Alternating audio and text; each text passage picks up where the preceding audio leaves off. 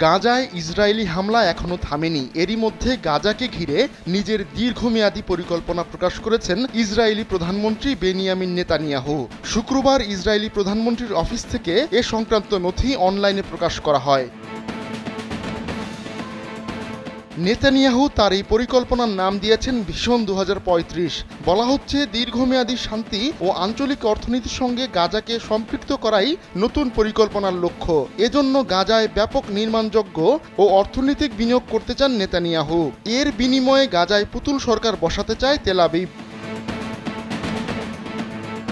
3 ধাপে গাজায় স্বায়ত্তশাসন প্রতিষ্ঠার পরিকল্পনা পেশ করেছেন নেতানিয়াহু।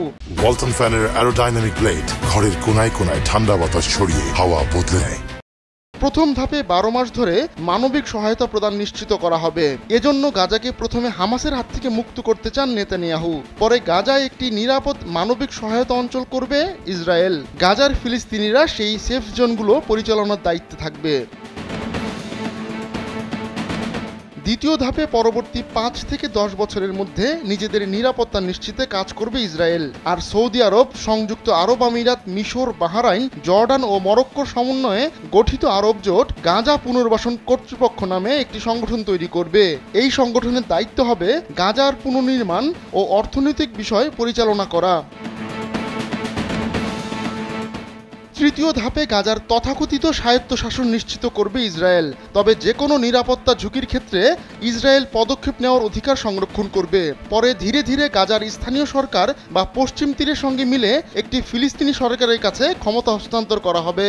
তবে গাজাকে চরমপন্থী মুক্ত ও বেসামরিকীকরণ করার পর সব পক্ষের মধ্যে সমঝোতার ভিত্তিতে পুরো পরিকল্পনা বাস্তবায়ন করা হবে।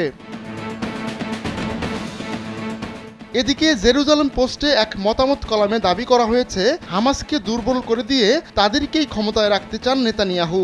এতে অন্য কোনো সংগঠন আন্তর্জাতিক স্বীকৃতি বা সহায়তা পাওয়ার রাস্তা বন্ধ হয়ে যাবে।